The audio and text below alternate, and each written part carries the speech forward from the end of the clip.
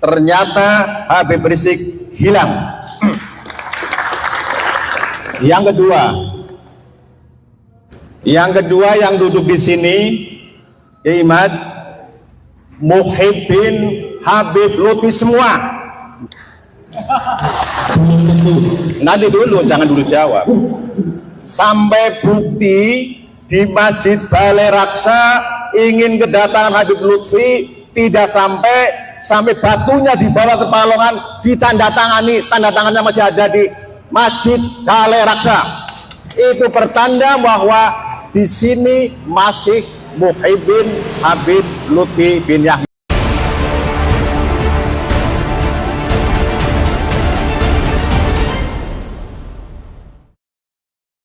Ilmu nasab itu berdasarkan kitab-kitab yang ada di abad ke-5, ke-6, ke-7 itu kan sudah ada kitab. Jadi kitab nasab di abad ke-5 Hijriah. Ketika Alwi itu katanya wafat tahun 400 Hijriah, itu sudah ada kitab nasab yang ditulis namanya Tahdhibul Ansab karya Al-Ubaidili. Kemudian Al-Majdi di abad ke-5 itu karangan Al-Umari. Kemudian ada Muntaqilatut Talibiyah karya daripada siapa itu, Muntaqilatut Talibiyah. Itu tidak ada nama Ubaid disebut sebagai anak daripada Ahmad bin Isa. Kemudian pada abad ke-6 ada kitab yang disebut dengan kitab Asy-Syajarah Al-Mubarakah. Sama juga tidak ada nama Ubaid disebutkan sebagai anak Ahmad bin Isa. Ahmad bin Isa-nya ada disebutkan anak-anaknya, tapi tidak ada disebut Ubaid punya ayah nama Ahmad bin Isa dan ditulis sebagai turun Nabi, tidak ada.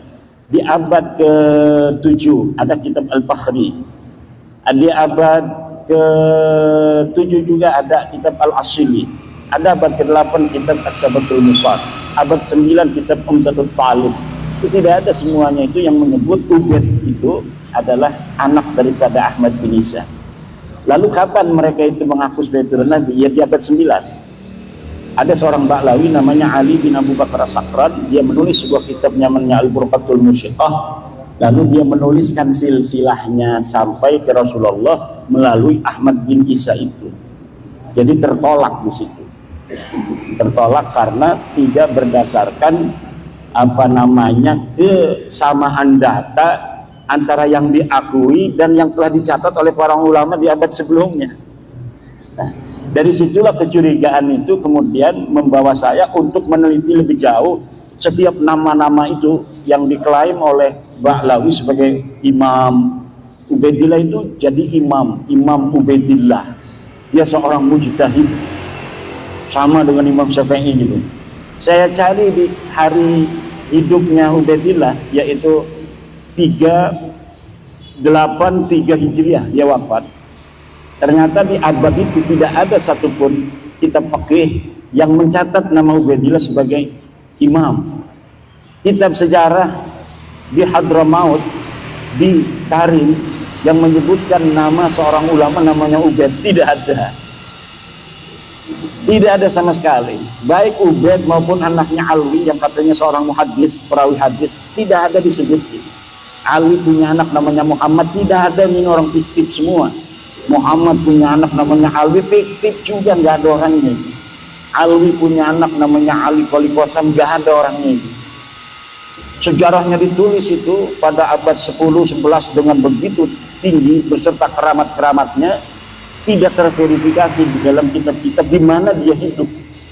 Berbeda dengan Syekh Abdul Qadir Al-Jailani. Syekh Abdul Qadir Al-Jailani ada di abad ke-6. Itu kitab abad ke-6 mencatat orang yang hidupnya bareng bahwa di Baghdad ada seorang Ibnul Jauzi. Ibnul Jauzi itu satu masa dengan Syekh Abdul Qadir Jailani. Ibnul Jauzi menulis kitab, dia mencatat nama Syekh Abdul Qadir Jailani, seorang ulama besar, pengarang kitab. Kemudian dia ahli dalam bidang ilmu tasawuf. Toharat karamatuhu alal mala, keramat-keramatnya muncul di hadapan orang. Itu dicatat. Itu bukti bahwa sosok ini ada. Tapi kalau seorang yang hari ini dikenal ulama besar di abad keempat seperti Ubaidillah, tapi sama sekali tidak ada jejak-jejak peninggalan, baik berupa tulisannya maupun ditulis oleh muridnya, ataupun diceritakan oleh orang lain yang semasa hidupnya dengan dia, maka sosok itu tidak bisa dikatakan sosok yang eksis, tetapi dia adalah sosok yang fiktif. Seseorang yang namanya diciptakan, sejarahnya kemudian dibangun untuk diatribusikan sebagai leluhur mereka, padahal pada masanya nggak ada orangnya dengan kesejarahan yang seperti disebutkan pada abad ke-11, ke-12, ke-13 Hijriah itu. Kebanyakan kitab-kitab Ba'lawi yang menerangkan tentang leluhur mereka itu dikarang sejak abad 9, tapi belum rapi sejarahnya oleh Ali As-Sakran di abad 9, 895 Hijriah. Kemudian diperbaharui, ditambahkan kisah-kisahnya oleh kitab Al-Ghurar karya Ali Khirib Ba'lawi pada 960 Hijriah. Kemudian ditambah lagi lebih sempurna sejarahnya itu, jadilah Faqih Muqaddam itu di dalam kitab Al-Masra'ur Rawi abad 11. Nanti di abad 12 ngarang lagi lebih hebat lagi keramat-keramat sampai Mi'raj segala macam itu. Itu semakin lama semakin dibikin-bikin sejarahnya yang glorifikasinya lebih tinggi dari sebelumnya. Nah, kenapa kita bisa mengatakan seyakin-yakinnya mereka palsu? Karena glorifikasi itu. Jadi karena mereka rajin menciptakan sejarah sendiri yang tidak sesuai dengan sejarah masa lalu, akhirnya kita mudah memverifikasinya. Karena orang yang membuat sejarah di hari ini, misalnya saya mengaku berguru kepada Kiai Sahal, sementara orang-orang yang ada di Kiai Sahal kan tidak sendirian, ada murid-muridnya Kiai Sahal. Nanti muridnya ditanya, apa betul ada seorang nama Imaduddin muridnya Kiai Sahal? Tidak ada. Karena apa? Seseorang tidak akan berdiri sendirian. Misalnya lagi Bapak ngaku-ngaku 2024 sebagai anggota PWI pengurus Kabupaten Purbalingga, kan ada SK-nya. Dia bikin tuh SK-nya, dihapus nama satu orang, dimasukin nama dia. Akhirnya pas diverifikasi di pengadilan, mana kamu ngaku-ngaku anggota pengurus PWI ke Kabupaten Purbalingga? Ini benar, ada kopnya, ada tanda tangannya, Yai Haji Dr. Abbas bin Yahsi MA, ya kan? Pas coba yang lain diambil juga 3, sama tanda tangannya sama, kopnya sama, tanggalnya sama, tapi ini mah namanya Jainuddin, pas ini mah Ba'lawi namanya. Karena yang merubah si Ba'lawi sendiri. Coba yang lain lagi, yang SK-nya yang sama, ternyata memang ini beda sendirian. Ditetapkanlah yang beda sendirian ini nama Ba'lawi ini palsu. Karena apa? Sejarah tidak pernah lahir sendirian. Dia akan terkait dengan orang-orang lain, dan cara itulah yang saya dapatkan untuk mengetahui kebohongan-kebohongan sejarah Ba'lawi dengan memuqabalah antara satu kitab dengan kitab yang lainnya, satu manuskrip dengan manuskrip lainnya, kesejarahan yang mereka ciptakan kemudian dapat terverifikasi kedustaannya karena ada kesaksian kitab-kitab yang lain yang tidak menyebutkan nama yang disebutkan oleh Ba'lawi ini. Contoh sebentar lagi, Muhammad Shahid Mirbat, katanya dia ulama besar yang ada di Mirbat. Dia guru dari Imam Al-Qal'i. Saya cari Imam Qal'i ini siapa? Ulama besar. Disebutkan di dalam tulisan orang lain, Imam Qal'i ini adalah ulama paling besar di Mirbat. Siapa gurunya? Tidak ada gurunya disebut Muhammad Shahid Mirbat. Dan dia menyebutkan nama-nama gurunya, disebutkan nama-nama muridnya. Tidak ada orang yang namanya Muhammad Shahid Mirbat disebut, baik sebagai guru, sebagai murid, atau sebagai sahabat.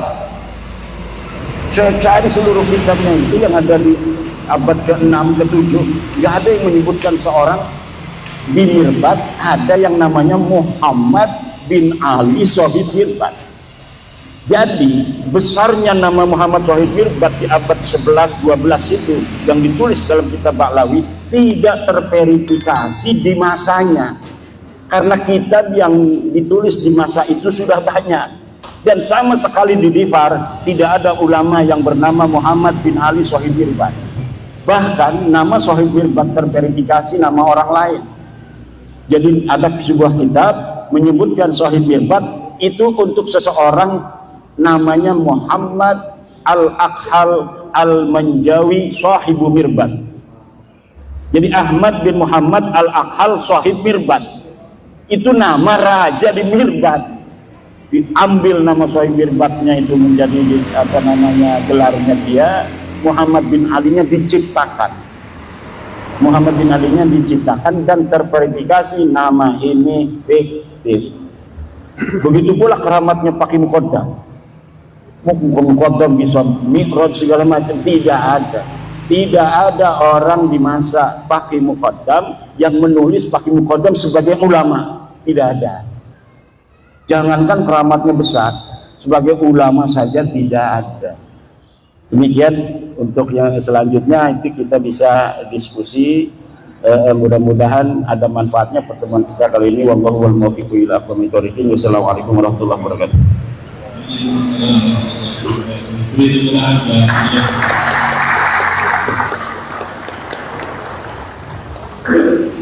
kasih. Yang selanjutnya langsung saja kita langsung pada sesi diskusi, ya, sesi diskusi dan sesi tanya jawab. Sebelumnya kita sepakati terlebih dahulu ya, acara kita maksimal sampai jam 5, maksimal sampai jam 5. Monggo untuk pertama soal ibu wilayah Pak Wahid.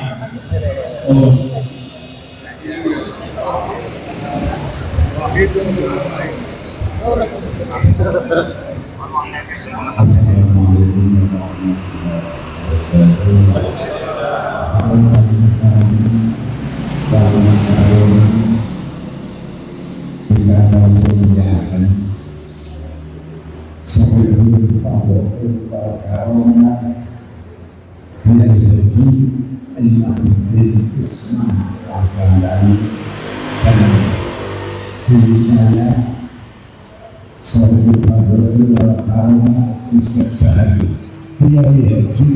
Sahal Abdullah Al-Hafidh dan lain-lainnya kita bisa tersebutkan satu persatu.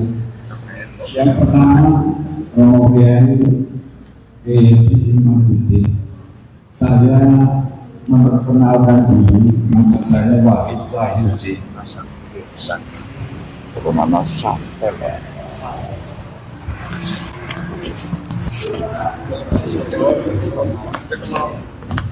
nama saya Wahid Wahyudi yang tadi disebutkan oleh moderator Sohibul Wilayah.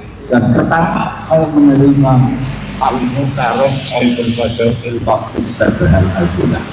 Saya mengucapkan terima kasih atas pencerahannya yang ditunggu-tunggu oleh warga NU, karena saya lahir juga NU. Di perut India saya juga NU, tapi alhamdulillah saya tunggu-tunggu. Guru-guru saya juga merasa ketakutan.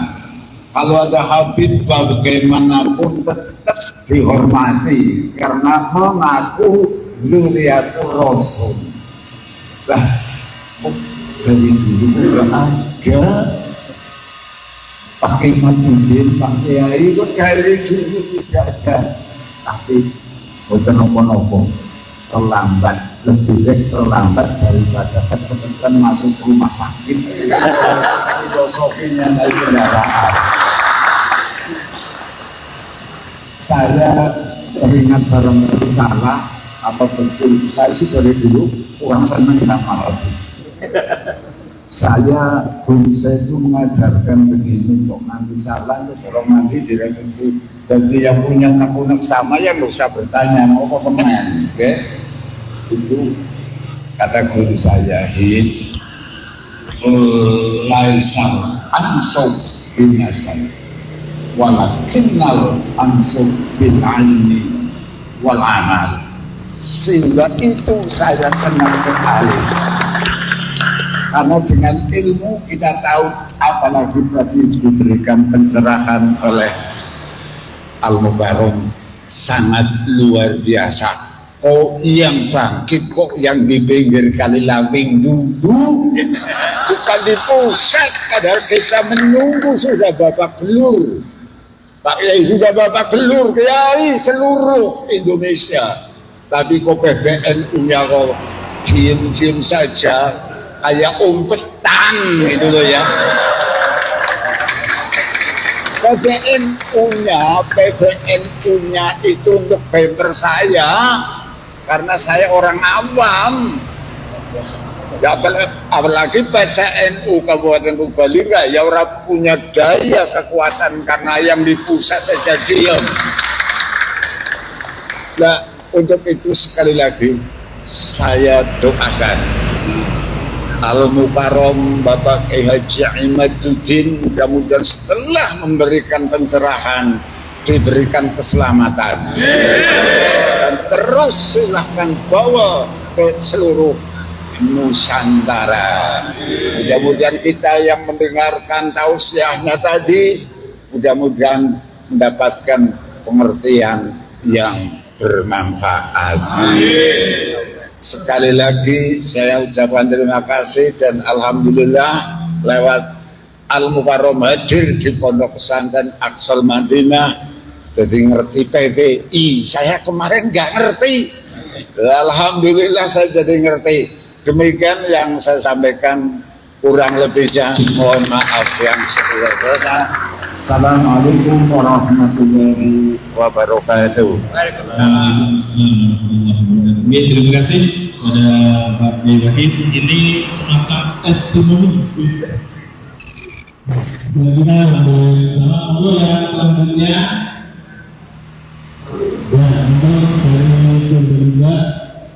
sebelumnya saya kasih waktu pertanyaannya maksimal 2 menit.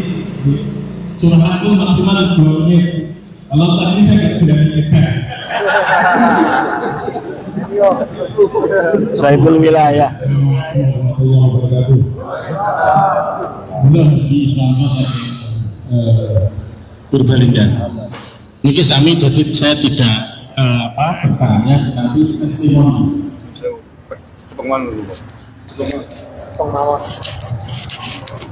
Testimoni apa yang saya alami sendiri. Jadi tahun 2021 saya itu mau ke Jombang Kebuiren nengok anak saya karena nyantri di sana. Sampai di Semarang saya dicegah sama teman saya di Semarang namanya Agung, tapi saya biasa manggil Tisen, itu teman kuliah saya. Terus ternyata si Agung tadi yang dulu teman kuliah saya sekarang jadi juru kunci makam. Namanya Raden Tumenggung, siapa terkenal makam Mbah Dipok di Semarang, di Kampung Ketempen. Monggo saged dipun pirsani teng Facebook teng YouTube wonten. Terus saya karena tahun 2021 belum rame, saya ziarah di makam itu. Habis itu saya ke Jombang, 3 bulan setelah itu teman saya tiba-tiba jatuh sakit dan akhirnya 2 minggu kemudian meninggal, teman saya itu. Tetapi beberapa hal yang dapat saya sampaikan di sini, waktu saya ketemu dengan teman saya itu hampir tiap tahun teman saya itu setor hasil infak makam itu ke Abah Lutfi bin Yahya Pekalongan. Itu hampir tiap tahun, dan itu kata teman saya itu minimal 5 karung hasil infak itu. Nah, dilalah tahun karena teman saya sudah meninggal tahun 2021, itu bulan April, berarti 3 bulan berikutnya sekitar April, Mei, Juni lah beliau meninggal. Terus tahun 2023 kemarin makam Mbah Depok itu ternyata dibongkar. Jadi saya jadi kaget juga waktu itu. Saya ke Semarang ketemu dengan istrinya si teman saya Agung itu. Ternyata karena Agung itu punya syahadah asli dari Habib Lutfi dan makamnya itu ternyata kosong. Itu testimoni pertama. Jadi itu menjadi keyakinan saya dalam mensikapi satu, yang kedua mengambil keputusan saya sama keluarga saya bahwa hakul yakin bahwa Habib itu bukan dzurriyyatur Rasul. Itu pertama. Yang kedua, pada bulan Juli kemarin, justru Kang Eri sedikit lagi. Pada bulan Juli kemarin, 1 bulan yang lalu, saya diamanati dari orang tua saya disuruh menjual mobil Panther tahun 97. Nah, ada teman Muhyiddin Purbalingga berdomisili di mana? Di Bojongsari, nelpon saya, Kang, nyun sewu, saya mau lihat mobilnya. Akhirnya mobil itu saya parkir di garasi, terus saya lihatkan, si orangnya itu bilang, ini yang mau beli bukan saya Kang, tapi Habib Salim dari Selawi. Nah, akhirnya karena Habib saya tetap hormat, karena saya pernah punya guru, Habib Lutfi itu guru saya tahun 87 sampai tahun 90 waktu saya aliyah, saya mondok di pondok pesantren Ribatul Mutalimin di Pekalongan, di Nahrawi. Jadi saya tiap seminggu sekali itu biarin aja. Terus saya tiap hari Minggu itu saya selalu ikut rutinan tempat Habib Lutfi, Sidut Duro sama Rotib Al-Hadad. Jadi 2 hal itu yang saya ikuti selama 3 tahun saya ikut Habib Lutfi. Sudah lebih dari 4 menit. Terus nggak apa-apa. Melanjut yang tadi, yang bulan Juli tadi, akhirnya Habib Salim dari Selawi itu mau beli mobil saya. Itu pas hari Jumat. Saksinya ada istri saya, ada Muhyiddin yang dari Bojongsari, namanya Cak Husen. Terus waktu sholat Jumat, saya bilang, Beb, ini Jumat, tolong Jumatan dulu bareng-bareng gitu. Ternyata Habib Salim itu bilang musafir gitu dari Selawi ke sini. Saya bilang, itu terserah ente Beb, monggo musafir atau tidak, yang penting saya sudah mengingatkan. Habis Jumatan saya ngasih makan, saya kasih makan, saya belikan makan, itu ngobrol sampai lebih dari jam 4, artinya sudah waktu asar sudah selesai. Artinya di situ ada Habib, ada Cak Husen yang memang tidak sholat Jumat, tidak duhur sampai asar. 2 hal itu yang menjadikan keyakinan saya bahwa ternyata memang nggak mungkin kalau Dzurriyyah Kanjeng Nabi itu syariat tidak melakukan. Jadi pasti itu bukan Dzurriyyatur Rasul. Jadi begitu. Assalamualaikum warahmatullahi wabarakatuh.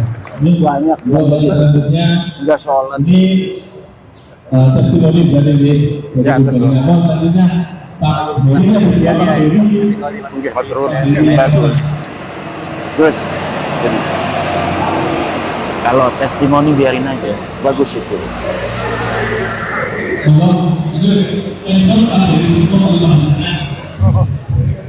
Karena untuk pelajaran yang lain bagus. Jadi pertanyaan tapi testimoni bagus. Nanti di YouTube-nya bagus. Assalamualaikum. Assalamualaikum warahmatullahi wabarakatuh. Waalaikumsalam.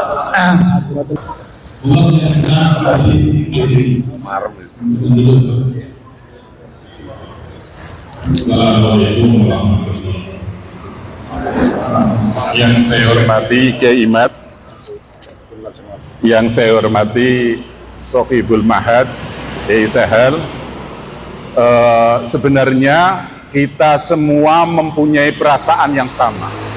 Bahkan hampir seluruh Indonesia kita mempunyai perasaan yang sama, yaitu mempunyai tanda tanya terhadap para habaib, para habib.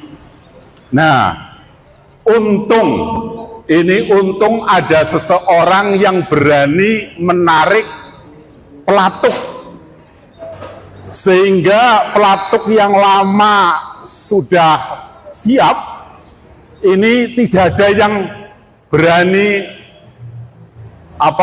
memicu. Alhamdulillah Kiai Imad lah orang yang berani mengambil senapan kemudian menarik picu itu, menarik pelatuk itu sehingga meledak. Lah dari ledakan inilah bermacam-macam kontroversi itu terjadi, sehingga nyuwun sewu kepada Kiai Imad, walaupun secara formal, secara organisasi NU masih menafikan panjenengan, masih tidak mempercayai tesis panjenengan, tapi insya Allah banyak warga negara Indonesia yang sepakat, yang mendukung gerakan panjenengan. Oleh karena itu PR untuk panjenengan, yaitu panjenengan mohon untuk mencari jalan searif mungkin, sebaik-baiknya untuk mendekati para kiai sepuh yang masih hormat, yang masih ta'zim, yang masih ya nyuwun sewunya di bawahnya para habaib.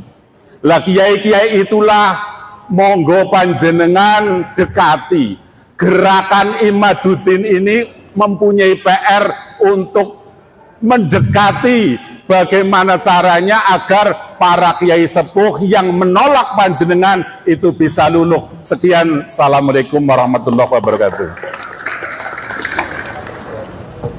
Terima kasih. Yang satu lagi. Assalamualaikum warahmatullahi wabarakatuh. Informasi dari Jakarta. Terima kasih. Terima kasih Hari ini saya lega sekali. Setelah puluhan tahun saya menunggu bahwa Habib Rizik bersama Abdurrahman Wahid berbeda, dan hari ini saya lega, saya pendukung Abdurrahman Wahid, ternyata Habib Rizik hilang. Yang kedua yang duduk di sini, Imad, Muhyiddin, Habib Lutfi semua. Nanti dulu, jangan dulu jawab. Sampai bukti di Masjid Balai Raksa ingin kedatangan Habib Lutfi, tidak sampai batunya dibawa ke Palongan, ditandatangani, tanda tangannya masih ada di Masjid Balai Raksa. Itu pertanda bahwa di sini masih Muhyiddin Habib Lutfi bin Yahya. Kalau hari ini saya nggak tahu. Kemarin. Yang ketiga, saya urut biar cepat 2 menit kan? Ya. Yang ketiga, saya sepakat dengan pertanyaan bagaimana dengan kalau saya tidak mengatakan PBNU, saya akan mengatakan dengan Kiai Miftahul Akhyar. 1. Yang kedua dengan pondok pesantren yang ada di Sidogiri. Yang ketiga dengan pondok pesantren yang ada di Jawa Timur, Kediri.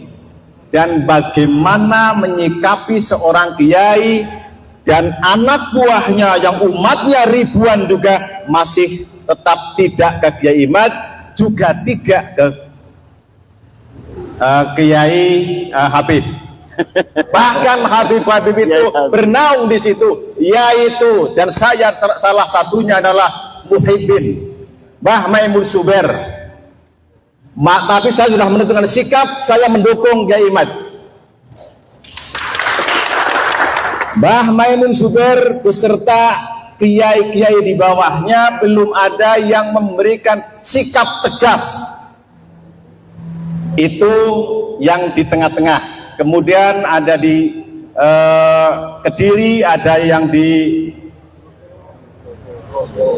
Peloso itu, kemudian di Sidogiri. Bagaimana sikap kita ditambah dengan Kiai Miftahul Akhyar, langkah-langkah itu. Kemudian saya sampaikan jazakumullah khairul jaza, semoga Kiai Haji Salah Abdullah panjang umur, manfaat sebagai panutan kita. Yang kedua, Kiai Haji Imaduddin Al-Bantani, terus saya dukung perjuangannya sampai kapanpun untuk menegakkan kebenaran. Dan terakhir, kemarin masih diharamkan tentang tes DNA hari ini saya terjawab walaupun baru sedikit oleh pembahasan Kiai Sahal Abdullah tadi pada waktu tentang menerangkan salah satu sirnya Allah adalah tes DNA. Saya menyimpulkan seperti itu. Maka saya bangga hari ini ada sedikit terjawab tentang yang mengharamkan tes DNA. Wallahu muwaffiq ila aqwamit thoriq. Assalamualaikum warahmatullahi wabarakatuh. Waalaikumsalam warahmatullahi wabarakatuh. Terima kasih. Ini sesi pertama ya. Saya bangga dari beberapa yang telah disampaikan oleh para kiai, para bapak semua tadi. Itu ada yang curhat, ada yang testimoni, dan ada yang bertanya. Nah, saya catat yang bertanya saja. Okay. Yang pertama ini kepada Kiai Badudin, bagaimana supaya bisa bersinergi antara tesis DNA dengan PBNU. Yang pertama. Kemudian yang kedua, ini kayak semacam minta tolong atau perintah gitu. Di Pak Dewi, perintah nanti harus nyampe Pak Dewi. Ini monggo dekati Yesus yang masih di bawah wilayah Kiai siapa tadi? punya kekuatan. Kemudian yang ketiga ini bagaimana menyikapi kiai besar atau kiai yang jumlahnya banyak atau pesantren besar tetapi belum berkomentar secara ilmiah dalam arti masih di bawahnya PBN. Ini sesi pertama. Kemudian sesi kedua nanti selain ini yang ada hubungannya dengan urusan kemerdekaan adalah hak segala bangsa. Jadi ada kaitannya dengan kebangsaan atau keindonesiaan. Monggo berterima tiga ini. Terima kasih. Pertama, terima kasih saya ucapkan kepada Sahibul Wilayah Kiai Wahid dan atas doa-doanya. Ini adalah merupakan sebuah alamatun min alamatil khair bagi saya, bahwa memang apa yang saya lakukan itu dinilai oleh tokoh masyarakat, ada manfaat yang bisa diambil oleh banyak orang. Buktinya adalah dari pernyataan Kiai Wahid tadi. Untuk pertanyaan bagaimana upaya saya untuk agar pembahasan penelitian tesis saya itu bersinergi dengan PBNU, ya saya kira secara kelembagaan PBNU pada hari ini tidak ada kata menolak tesis saya, walaupun memang belum ada kata menerima tesis saya, tidak ada. Ada beberapa tokoh di PBNU hari ini yang mengatakan terlihat nampak berseberangan itu kan cuma satu orang. Yang jelas-jelas itu beliau menolak. Itu pun beliau menolak bukan pada isi daripada tesis saya. Yang beliau tolak itu adalah karena menurut beliau saya kelihatannya maksa orang untuk mengikuti saya bahwa Ba'lawi ini bukan turunan Nabi. Gus Fahrur itu mengatakan bahwa dia bukan menolak isinya, tapi menolak saya kelihatannya memaksa orang untuk percaya bahwa Ba'lawi itu bukan turunan Nabi. Yang dia inginkan katanya kalau sudah buat tesis membatalkan, ya udah, orang mau percaya mau tidak itu biasa perbedaan pendapat. Nah itu di situ. Padahal memang saya ketika mengatakan bahwa Ba'lawi ini bukan keturunan Nabi, tidak ada memaksa orang. Misalnya Kiai Wahid kalau nggak percaya awas, nggak ada itu. Adapun ketika terjadi sebuah dinamika dalam forum diskusi, yaitu adalah penguatan dan pendalaman dari materi yang sedang dibahas. Misal, ketika terjadi, saya mengatakan hakul yakin bahwa para Ba'lawi Habib ini bukan turun Nabi. Itu adalah dinamika dalam sebuah forum. baik dalam sebuah debat, diskusi maupun dalam ceramah. Untuk apa? Agar orang-orang mengetahui kadar keyakinan kita terhadap apa yang kita teliti. Karena orang, terutama orang awam-awam, itu tidak bisa meneliti seperti para kiai. Kiai kan bisa baca kitab. Ketika saya menyebutkan kitab, dia bisa verifikasi kitabnya. Benar nggak apa yang saya sampaikan? Saya sebutkan ini ke dalam kitab anu, dia bisa pelajari. Oh benar. Dalam kitab anu, oh benar. Oh dalam kitab anu, oh benar. Tapi untuk masyarakat awam yang lain, cukup dengan kata-kata bahwa saya bertanggung jawab dunia dan akhirat, bahwa Ba'lawi ini bukan cucu Nabi. Jadi ada apa namanya itu perbedaan di dalam tekanan dalam bagaimana kita memberikan sebuah keyakinan kepada audien bahwa apa yang kita teliti ini berdasarkan daripada keyakinan secara ilmiah yang saya yakini gitu. Jadi itu di PBNU itu. Bahkan saya apa namanya itu kan di PBNU masih teman-teman di LBM itu banyak yang mendukung, bahkan ada yang mengatakan hampir 98% mereka semua mendukung, dari bahwa memang harus ada verifikasi bagi setiap saja orang yang mengaku keturunan Nabi, dan bahwa tes DNA itu presisi di dalam menentukan dia keturunan garis laki seseorang di masa lalu atau bukan. Nah, adapun pernyataan orang tua kita Rais Am Kiai Miftahul Akhyar, itu beliau menegaskan bahwa itu bukan pernyataan seorang Rais Am. Beliau sendiri yang mengatakan, itu katanya pernyataan saya sebagai Miftahul Akhyar. Coba masih ada pidatonya itu dalam rekaman pengajian beliau setiap hari Jumat, pengajian hikam, bahwa pernyataan itu bukan pernyataan beliau sebagai seorang Rais Am, tapi beliau itu pernyataan sebagai seorang ilmuwan Miftahul Akhyar. Itu menurut kata-kata beliau sendiri. Jadi orang tua kita Kiai Miftahul Akhyar ya sama dengan kita.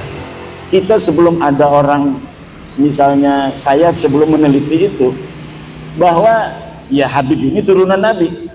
Rumah saya itu ya sering didatangi Habib-Habib walaupun tidak dawir. Karena ada seorang Habib punya nenek ya masih keluarga. Dulu itu masih neneknya ya orang sana, orang kampung saya. Jadi sering ada Habib-Habib yang di rumah. Kemudian hari ini pun ada Ba'lawi yang tetangga saya. Ya tidak ada apa-apa. Bahkan ketika apa namanya itu ada masalah pribadi, dia dengan tetangganya di perumahan ngontrak itu mau diusir sama tetangganya karena urusan pribadi. Kakak saya yang ketua MUI Kecamatan Kresek yang membela dia.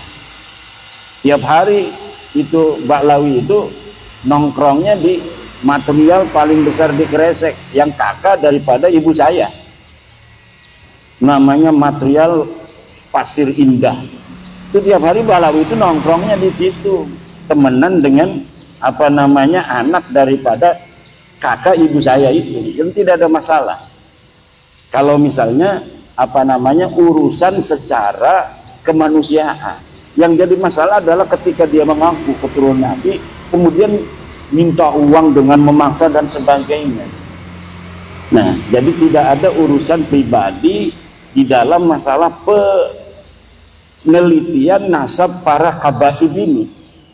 Ketika kita sudah mengetahui bahwa seseorang ini adalah bukan turun Nabi, hukumnya wajib bagi siapa saja untuk memberitahu kepada yang lainnya. Hanya itu saja beban saya untuk mau pergi lama-lama ini beberapa hari meninggalkan santri saya, karena sebuah kewajiban ketika kita telah memberikan sebuah kesimpulan dan kita juga setelah meyakini seyakin-yakinnya mereka bukan turun Nabi, kemudian banyak saudara-saudara kita terutama kiai-kiai di kampung-kampung yang mendapat mudarat dari pengakuan mereka itu, karena kita semua pengen mendapatkan syafaat dari baginda Nabi kan. akhirnya dimanfaatkan oleh oknum-oknum ini untuk kepentingan mereka dengan pengakuan mereka. Maka dengan adanya sahabat-sahabat PWI dari Banser yang luar biasa, setiap hari tambah ini mereka tugasnya itu adalah untuk menjaga orang-orang pejuang-pejuang yang sedang berjuang, yang bukan hanya saya, sudah banyak sekarang yang berani untuk mengatakan baik di media sosial maupun di pengajian-pengajian yang ketika dianggap tidak sejalan dengan para habaib itu mukibinnya datang kan, itu PWI di situ langsung melindungi. Lain ini tugas yang sangat mulia dari PWI, dari Banser di seluruh Indonesia ini sekarang mulai, walaupun paling masif di Pulau Jawa, paling masif lagi itu adalah di daerah Jawa Tengah dan Jawa Timur. Ini paling hebatnya mungkin di Jawa Tengah ini Solo Raya dan Banyumas Raya ini, Purbalingga, Banyumas ini luar biasa. Jadi prototipe daripada perjuangan kita hari ini. Kalau dulu perjuangannya langsung dengan perjuangan senjata, sekarang perjuangannya dengan perjuangan pemikiran. Termasuk biasa hal ini. Ini perjuangan pemikiran, perjuangan dana, perjuangan mungkin akan banyak orang yang mukibin itu nanti mencela, mencaci, itu harus siap ya. Jangan senyum-senyum aja ini. Saya itu wajah saya udah nggak ada rupa orang itu di Facebook itu. Saya biasa-biasa aja, karena saya menganggapnya itu wajar. Seorang Nabi Muhammad SAW saja itu kan luar biasa. Innahu sahirun kadzab dan lain sebagainya. Ada lagi sahirun majnun, ya, gila dan lain sebagainya. Jadi hal-hal yang semacam itu pasti akan ada konflik, walaupun sekecil-kecilnya pun akan ada konflik. Ya semacam ini konfliknya. Mertua dengan menantu, mertuanya dukung saya, menantunya belum. Atau sebaliknya, mertuanya dukung Kabir, menantunya dukung saya. Jadi ada konflik sedikit. Itu pasti dalam kebenaran itu ketika diungkapkan akan terjadi clash. Nabi Muhammad siapa dulu itu yang saling tidak akur? Keluarganya Nabi. Abu Thalib, Abbas, Hamzah, ya kan? Abu Lahab, ya berbeda-beda. Yang langsung menerima hanya Hamzah, Sayyidina Hamzah. Abbas belum. Sampai perang Badar, Sayyidina Abbas itu masih perangnya bersama Abu Sufyan, bersama Abu Lahab, Abu Jahal. Kemudian Sayyidina Abu Thalib sampai meninggal tidak terdengar beliau mengucapkan la ilaha illallah, walaupun selalu mendukung. Jadi ada yang mendukung terus tapi nggak mau masuk PWI. Tapi mendukung, bahkan ngasih uang kalau ada acara PWI. Tapi belum pernah ngomong saya adalah percaya, saya yakinnya Ba'lawi itu bukan cucu Nabi, belum pernah ngomong begitu. Tapi kalau ada acara PWI, ini buat ini ngasih aja sama ketua PWI Ki Ali Ridho tuh. Ini 300.000, 400. Nah ini Abu Thalib gitu. Abu Thalib gitu tuh. Nah saya yakin orang tua kita di PBNU itu para aulia-aulia lah. Jadi apa? Para pemimpin NU itu kalau sudah diangkat di PBNU itu memiliki kelebihan. Dan apa yang telah dilakukan oleh orang-orang tua kita itu mungkin itu yang terbaik pada saat ini. Itu yang terbaik untuk kita semua. Coba misalnya kalau baru misalnya 2 tahun yang lalu tesis saya ini PBNU dulu yang nerima, dikaji oleh PBNU, diputuskan betul Habib ini bukan turun Nabi. Sedang di bawah orang belum paham apa yang akan terjadi. Bisa di demo betul-betul besar-besaran PBNU. Kemarin aja ada yang demo itu. Kalau kemarin urusannya urusan ecek-ecek gitu, urusan sedulur itu, biasa NU itu sedulur itu nanti beres lagi itu orang-orang sedulur semua. Urusan sedulur PBNU dengan warga NU, NU dengan NU tidak akan mengeluarkan mereka dari NU bagaimanapun konfliknya. Itu kehebatan orang NU. Konfliknya nggak bakal bikin PBNU tandingan. kecuali Idrus Ramli. Nggak ada. Sekarang pun Idrus Ramli udah nggak berani ngomong apa NU garis lurus, nggak berani dia. Saya omongin terus NUGL. Wah, enggak, kami enggak NUGL katanya. Mana katanya apa kitab sejamannya tentang NUGL? Emang enggak, tapi kan mereka bikin grup Facebook dulu. Grup Facebook NUGL, bikin sebuah web NUGL. Tapi hari ini mereka nggak mau. Pak Lutfi Basori nggak mau disebut NUGL sekarang. Itu hebatnya NU. NU ini adalah jam'iyatun mubarakatun. Jam'iyatun mubarakatun. Organisasi yang penuh keberkahan. Insya Allah pada saatnya semua warga NU akan sepaham dengan kita semua bahwa Habib ini bukan keturunan baginda Nabi besar Muhammad Sallallahu Alaihi Wasallam. Apalagi itu pertanyaannya? Bagaimana menyikapi kiai besar yang rumahnya banyak ini masih belum betul secara ilmiah? Innaka la tahdi man ahbabta walakin Allah yahdi ayas. Pada zaman Nabi juga yang pertama beriman itu selain dari Sayyidatuna Khadijah, Sayyidina Ali siapa? Ammar bin Yasir, ya kan?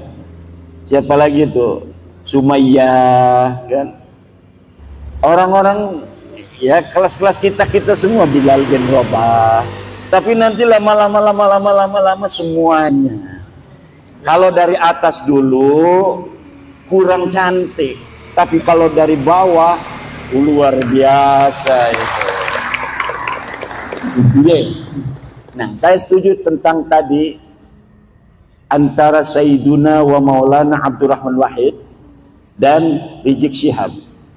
Kalau kita ingin tahu bagaimana dia menantang mubahalah kepada Gus Dur dulu, Gus Dur, bawa anakmu, bawa istrimu, ayo kita bermubahalah. Siapa di antara kita yang dapat laknat? Siapa di antara kita yang mati mendapat laknat?